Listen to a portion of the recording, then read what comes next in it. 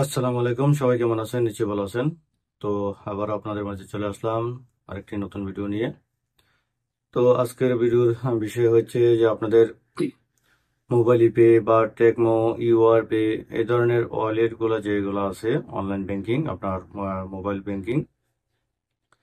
তো প্রায় লোকেরই হয় কি এই ব্যাংকিং গুলো কিন্তু ব্লক হয়ে যায়, কারো টাকা থাকে, কারো ব্যালেন্স থাকে, কেউ টাকা পাঠানোর পরে ব্লক হয়ে যায়। তো এগুলো ব্লক হয়ে যাওয়ার কারণ মানে কিছু কিছু যে মেন মেন কারণগুলা সেটা আমি বলবো। আর আপনার যদি কোনো ব্লক না হয়ে থাকে তাহলে আপনি যে বিষয়গুলো মাথায় রাখবেন তাহলে আপনার এটা ব্লক না হওয়ার সম্ভাবনা 90%।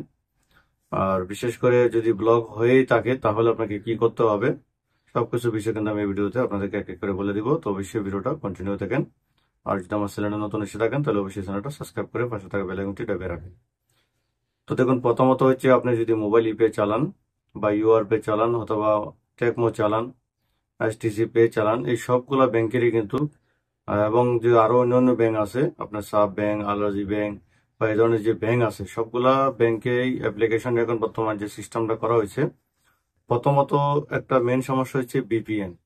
আমরা জানি যে আসলে বাংলাদেশি হোক আর ইন্ডিয়ান হোক যাই আছে, তো প্রায় লোকেরই কিন্তু মোবাইলে বিপিএন চালু থাকে, মানে কেউ ইমোতে কথা বলার জন্য, কেউ হোয়াটসঅ্যাপে কথা বলার জন্য। তো বিভিন্ন কারণে আপনারা বিপিএন চালু করে রাখেন বা বিপিএন ব্যবহার করেন।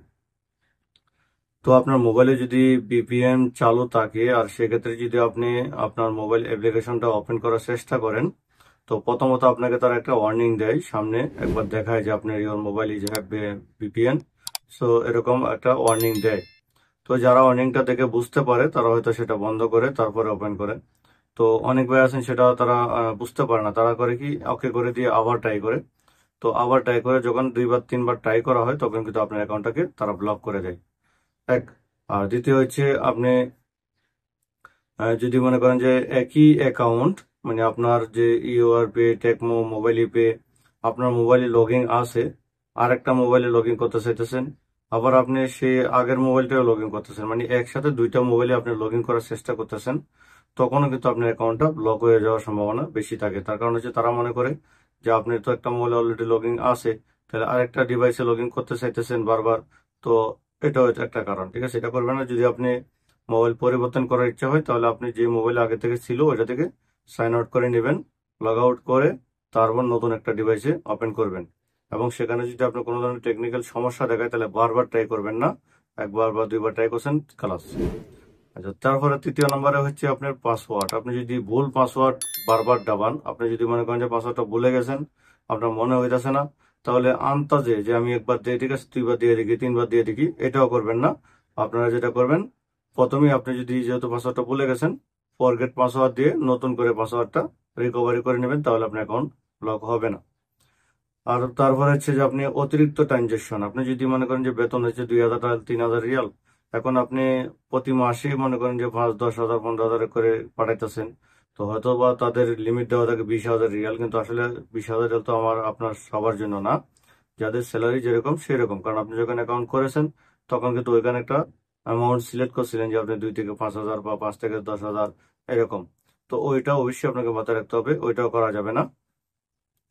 আর দ্বিতীয় হচ্ছে, আর তারপরে যেটা হচ্ছে আপনার অ্যাকাউন্ট ব্লক হয়ে যাওয়ার পরে অবশ্যই আর কোনো ধরনের ওপেন করার কোনো সিস্টেম আপনার হাতে থাকবে না, তখন সম্পূর্ণ নিয়ন্ত্রণ হবে তাদের কোম্পানির কাছে, মানে যে অ্যাকাউন্টটা ব্লক করা হয়েছে যে ব্যাংকেরই হোক না কেন তাদের কাছে। তো এখন সেটা একমাত্র ওপেন করার রাস্তা হচ্ছে আপনি তাদের সাথে কন্টিনিউ যোগাযোগ করতে হবে, এবং আপনার মোবাইলে যদি ভিপিএন এর জন্য বন্ধ হয়ে থাকে তাহলে ভিপিএন ডিলিট করতে হবে।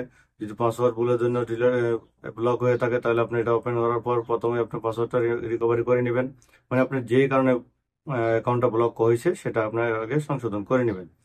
তারপরে আরেকটা যেটা হয়, আপনি অনেকে আছেন যে অ্যাকাউন্ট করছেন, করার পরে আপনার আকামা ছিল এক কোম্পানির, পরবর্তী সময় আপনি কাবালা হয়ে গেছেন অন্য কোনো কোম্পানিতে, মানে আকামাতে কোম্পানির নামটা পরিবর্তন হয়ে গেছে।